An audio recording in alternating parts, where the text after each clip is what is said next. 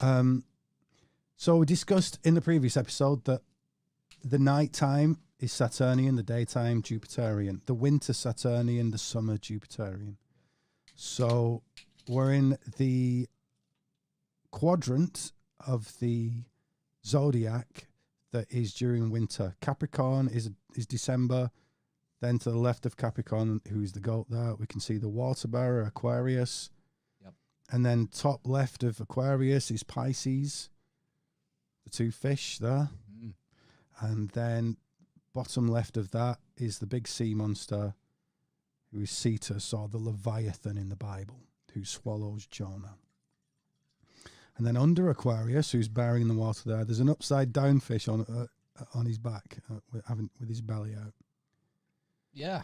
So I'll quickly describe these guys. So we've got Capricorn, end of the year, sacrificial goat. The goat dies, and half of the goat is in the water. Well, we're in the waters here. We're in winter.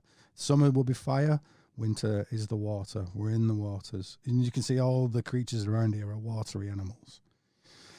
So we've got Capricorn. Aquarius bears the water, and he actually bears his arse. His arse, yeah. Well, he is the homosexual of the zodiac. He's this gay man. He's taken up by Jupiter and made to his cup bearer, with all the connotations around that.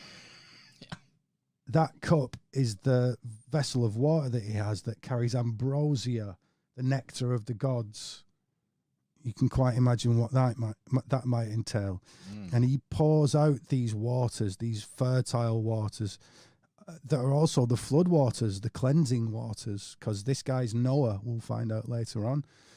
And those flood waters are drank by the fish on its back. That fish is the same fish that ate Osiris's penis and contains... That guy. That one again, nibbling away. He contains the resurrection power of Osiris. He's eaten his penis. That's the resurrection power. He's drank the stuff of the gods. That's the resurrection stuff. Jupiter's rains, if that's to do with Jupiter rains down, and that's the, as the ancients saw it, sperm fertilizing the seed. It's this sexual power of rebirthing the year. And as we saw in a previous slide, in a previous episode, often Janus, the god of January, who sees the end of the year out and the new year in, has the back of his head as Capricorn, the old year, and Aquarius is the new year. And then the floods come in to cleanse the year. This is the star card in tarot that's cleaning itself with the waters. Because once you've died, the old you needs to be washed away. Pisces... that sounded a bit like baptism then. A lot like baptism, him being Ioannis or John, who holds the cup with the serpents in it. Absolutely. So above him... John the Baptist. Revelator. The Baptist. The Baptist. The Baptist of the waters. Yeah, so we have Pisces there, who is essentially two parts of the soul. Right, so there's a part of the soul that looks to connect back up, is swimming towards the pole star, so back up to God. Yeah. And I can see you got a question, but if you wait, no. And the one on the right is kind of going off in his own direction. The one on the left is called Aphros, as in Aphrodite. Was said to have carried Aphrodite. Aphrodite is the goddess of love, but carried her to the surface of the waters, the foam of the sea, where she became Aphrodite Urania. You might as well say Aphrodite Aeon, i.e. Aphrodite being the goddess of love, a love born of the universe. We'll get into this later. You can see that as Jesus. Jesus has a love born of the universe. He understands the whole thing. He loves the universe for what it is. The other fish, the other part of the human soul, is swimming off in its own direction, just doing its own thing. That would be Lucifer, doing its Luciferian thing. I've got the light. I can do what the hell I want to. I'm just going to do my own thing. These are the two parts of the human soul. The one that connects back to God, the Jesus one, is the archetypal soul that belongs to the universe. that everything that you do is essentially archetypal. If I pick something up, that, for example, water, the archetype of water in tarot is the archetype of the cup because it holds a volume. Water is a volume of stuff. It's the emotions.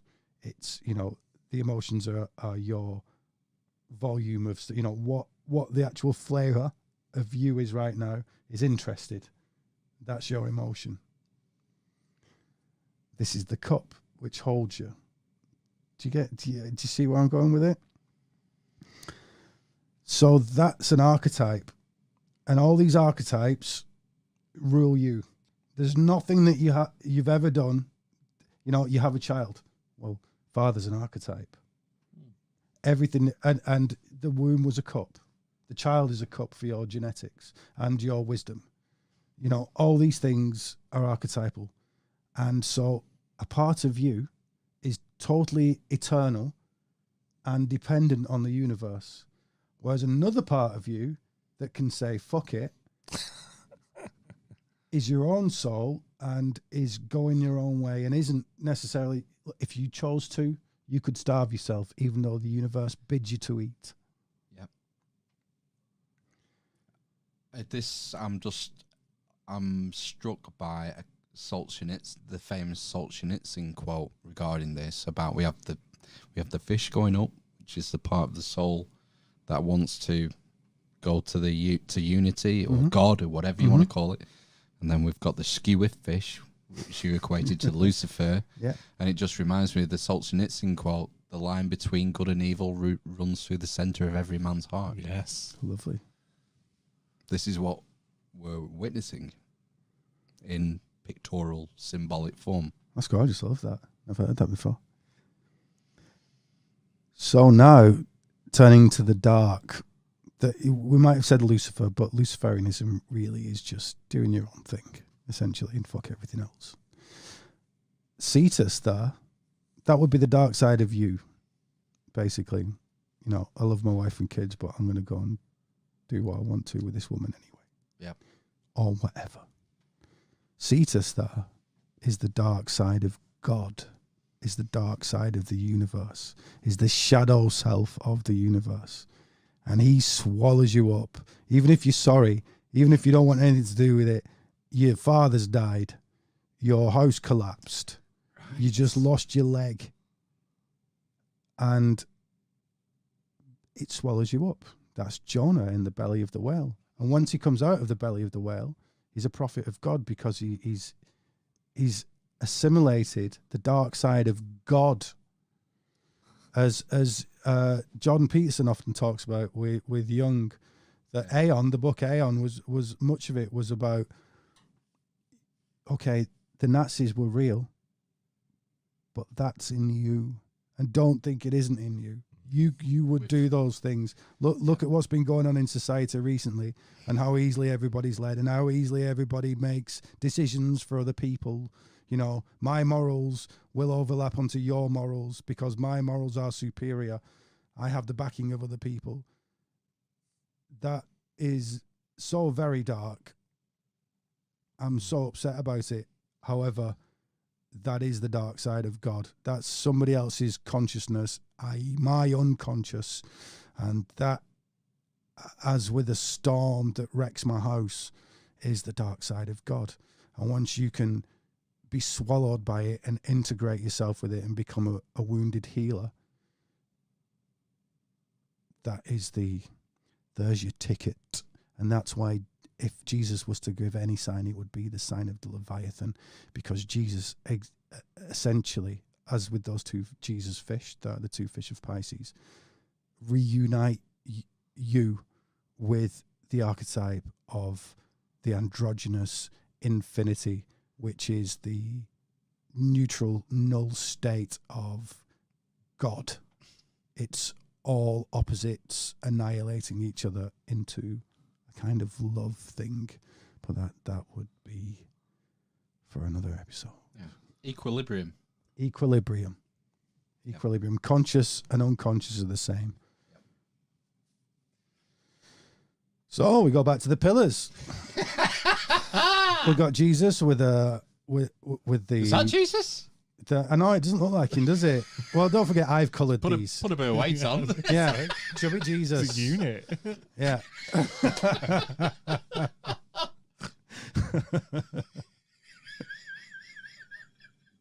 Which one's Jesus? Jesus is the guy on the right. Yeah. Well, on the right. I thought that was Saturn. No, well, it's the same character, Oh, it's the really, same because he's guy. another time dude. Jesus is the teachings of Saturn. Right. So he's got the towel cross there, really big one. He's got it running up his spine. So we got this spine thing again and time. We'll get into the spine thing and why that's related to time later. But obviously, the heavens wheel around the pole. Yeah. And you are the pole, and the universe reels around you. Every man is the center of the universe. Some women. No, I didn't mean it like that. What we've got here is a fish, a fleur-de-lis.